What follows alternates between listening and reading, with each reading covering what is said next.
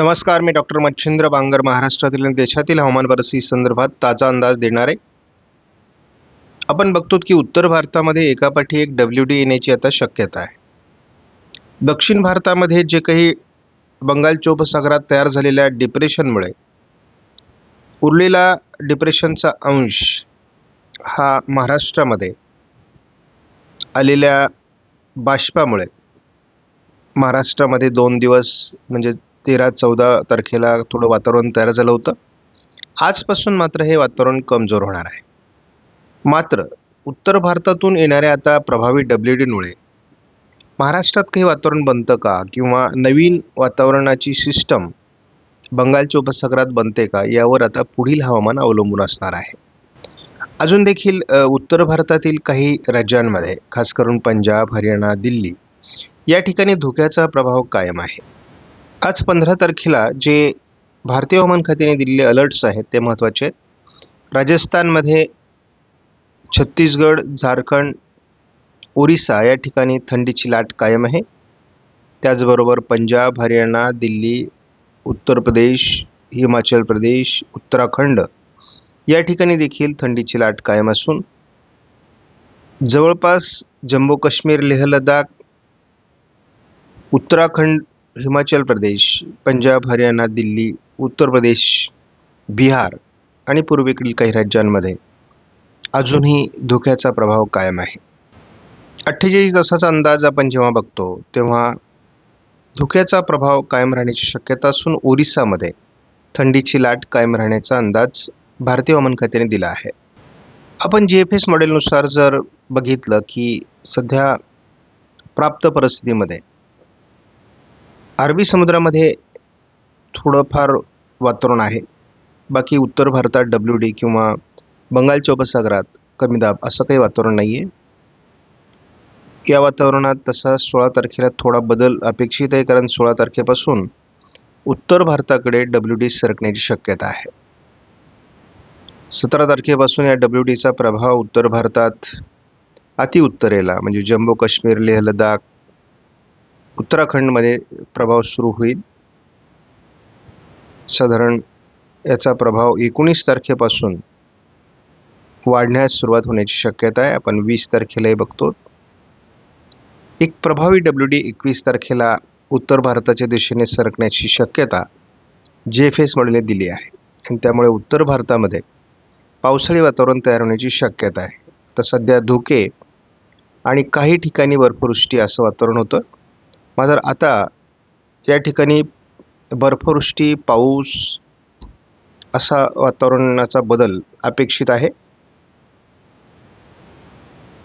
23 तारखेला देखील हे वातावरण जवळपास राजस्थान, गुजरातवर परिणाम करण्याची शक्यता आहे. पहिल्यांदा आपल्याला एवढा प्रभावी अशा प्रकारचा WD उत्तर भारतात सरकण्याची शक्यता दिसते आहे.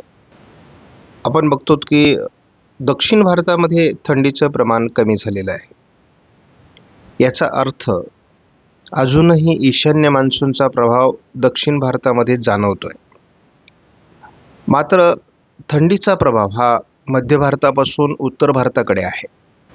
महाराष्ट्र एक असं राज्य आहे ज्याच्या दक्षिणी भागाकडे थंडी कमी आहे, तर उत्तर भागाकडे जोरदार थंडी आहे.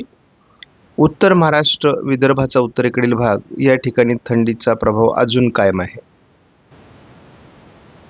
आपण प्रत्येक दिवशी या थंडीच्या वातावरणात बदल बघतो. त्यामुळे महाराष्ट्रामध्ये आल्हाददायक थंडी राहणार आहे. फार थंडीचा प्रभावही राहणार नाही. मात्र आपण असं दिसते की 22, 23 आणि 24 तारखेला भारताच्या बऱ्याच भागातल्या थंडीवर परिणाम होणार आहे.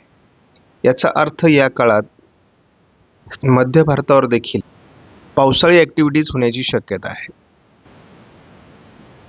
न्यूमेरिकल मॉडेल प्रिडिक्शनच्या NME या मॉडेलनुसार देखील आपण बघतो की मेमध्ये आपल्याला यावर्षी देखील पावसाचा प्रभाव निर्माण होईल असा अंदाज दिलेला आहे.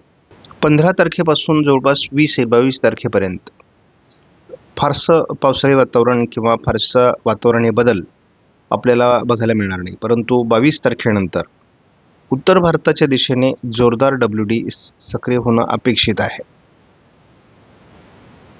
23 तारखेला आपण बघतो की अगदी मैदानी भागापर्यंत अतिशय प्रभावी अशा प्रकारचा WD उत्तर भारतामध्ये सक्रिय होणारे मेघगर्जनेसह विजांच्या कडकडासह पाऊस या ठिकाणी होण्याची शक्यता आहे. बर्फवृष्टी होण्याची शक्यता आहे. त्याच वेळेस बंगालच्या उपसागराच्या दक्षिणेला देखील थोडं वातावरणीय बदल होण्याची शक्यता आहे. 24 तारखेला आपण बघतो तामिळनाडू, रायलसीमा, दक्षिण कर्नाटक, केरळ या राज्यांमध्ये पावसाळी परिस्थिती निर्माण होण्याची शक्यता आहे. उत्तर भारतात WD सक्रिय राहतील.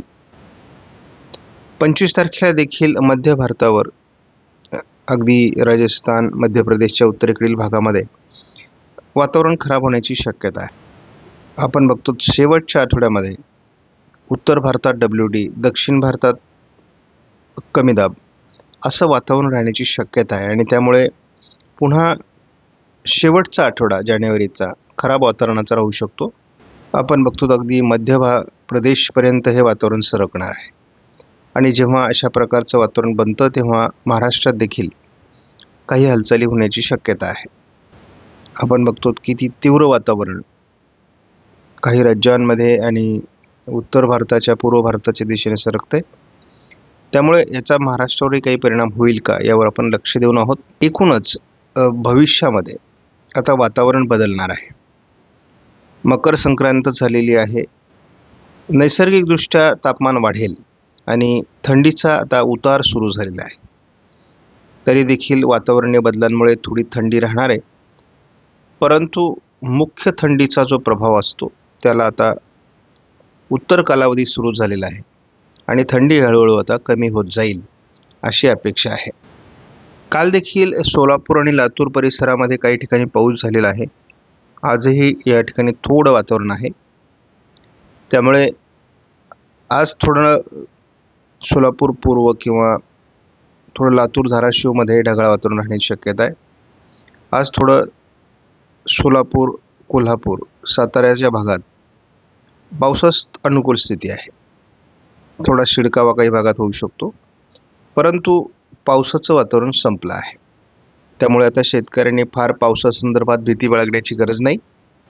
लगेचच कुठलंही पावसाळी वातावरण तयार होणार नाही, कारण आता जे बंगालच्या उपसागरातील डिप्रेशन किंवा कमी दाबाच्या अंशामुळे काही बाष्प आलेलं होतं ते आता संपुष्टात आलेलं आहे. त्यामुळे आता जवळपास जानेवारीच्या शेवटच्या आठवड्यापर्यंत आपल्याला कुठलीही भीती नाही, कारण दुसऱ्या आठवड्यामध्ये हे वातावरण तयार झालं. तिसरा आठवडा तसा कोरडा आहे, परंतु वातावरणीय बदल हे शेवटच्या आठवड्यात होण्याची शक्यता आहे आणि पुन्हा एकदा खराब वातावरण महाराष्ट्रामध्ये आणि देशामध्ये आपल्याला पावसास अनुकूल स्थितीमुळे दिसणार आहे. आपणास व्हिडिओमधील माहिती महत्त्वपूर्ण वाटल्यास लाईक करा, शेअर करा, चॅनलला सबस्क्राईब करा. धन्यवाद. जय हिंद, जय महाराष्ट्र, जय बळीराजा.